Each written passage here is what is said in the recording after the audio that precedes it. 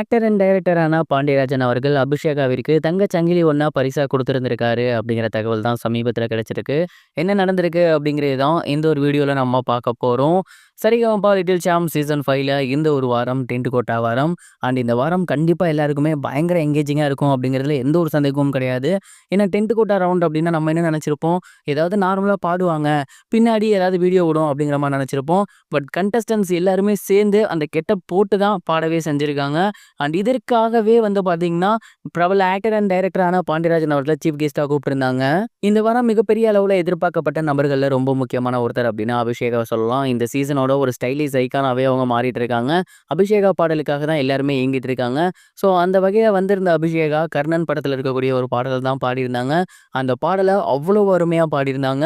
அங்க வந்திருக்கக்கூடிய ஜூரிஸா இருக்கட்டும், சீஃப் கெஸ்ட்டா இருக்கட்டும், கண்டஸ்டன்ட்டா இருக்கட்டும், அவங்களோட ஃபேமிலி மெம்பர்ஸ் எல்லாருமே எந்திரிச்சு நின்னு கை தட்டுற அளவுக்கு அவ்வளவு சூப்பரான ஒரு பெர்ஃபார்மன்ஸ் பண்ணியிருந்தாங்க. குறிப்பா அவங்க பாடி முடிச்சதுக்கப்புறம் ஆக்டர் பாண்டியராஜன் அவர்கள் செம்மையான ஒரு கமெண்ட்ஸ பாஸ் பண்ணியிருந்திருக்காரு. அவர் என்ன சொன்னாரு அப்படின்னா, "இவ்ளோ சின்ன வயசுல இவ்வளோ ஒரு குரல் வளம் இருக்கும் அப்படின்னு நான் கொஞ்சம் கூட எதிர்பார்க்கல. இந்த பாட்ட பாடுனவங்க கூட அங்க உட்கார்ந்திருக்காங்க. அவங்களோட பேஸ் வாய்ஸ்க்கு ஈக்குவலா நீங்களும் பாடுனீங்க. இவ்வளவு சின்ன வயசுல இப்படி பாடுறது அப்படிங்கிறது கொஞ்சம் கூட சாத்தியமே கிடையாது. உண்மையிலேயே உங்களுக்கு கடவுள் அருள் இருக்கு அப்படின்னு நான் நினைக்கிறேன். கண்டிப்பா உங்களுக்கு நான் ஏதாவது பண்ணணும்னு நினைக்கிறேன்னு" அங்கிருந்து எந்திரிச்சு போயி அபிஷேகாவ தூக்கி அவங்கள பயங்கரமா கொஞ்சிருந்திருக்காரு. அதுக்கப்புறம் "உண்மையிலேயே உங்களுக்கு நான் ஏதாவது பண்ணணும்னு நினைக்கிறேன். இந்த ஸ்டேஜ்லயே அத பண்ணணும்னு நினைக்கிறேன்" அப்படின்னு சொல்லி அவர் கழுத்துல போட்டிருந்த தங்கச் சங்கிலிய அவங்க பொண்ணுக்கு வந்து போட்டு விட்டுருக்காரு. இத பார்த்துட்டு எல்லாருமே பயங்கர ஷாக் ஆகியிருக்காங்க. அதற்கு மிக முக்கிய காரணம் என்ன அப்படின்னா, பாண்டியராஜன் அவர்கள் ரொம்ப கஷ்டப்பட்டு இந்த ஒரு சினி இண்டஸ்ட்ரிக்கு வந்திருந்தாரு. கொஞ்சம் கொஞ்சமா கஷ்டப்பட்டு தான் இந்த ஒரு இடத்துக்கு வந்திருக்காரு. ஸோ இந்த பொண்ணும் அதே மாரி ரொம்ப கஷ்டப்படக்கூடிய ஒரு ஃபேமிலியிலேருந்து தான் வந்திருக்காங்க.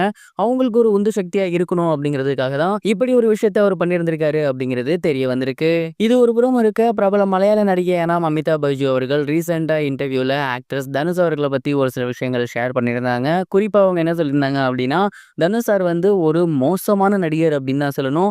ஏன் இத நான் சொல்றேன் அப்படின்னா, அவரு பக்கத்துல இருக்கவங்கள நடிக்க விடவே மாட்டாரு. மொத்த கிரெடிட்ஸையும் அவரே எடுத்துட்டு போயிருவாரு. அந்த மாதிரியான ஒரு நடிகர். நான் வந்து எப்போதுமே ஒரு செட்டுக்கு போனேன் அப்படின்னா, என்னோட பக்கங்கள கரெக்ட்டா படிச்சிருவேன். நான் ஸ்க்ரீன்ல நல்லா வரணும் அப்படின்னு நெனப்பேன். யார் டயலாக் சொதப்புனாலும் நான் என்னோட டயலாக் டெலிவரிய கரெக்ட்டா பண்ணிருவேன்.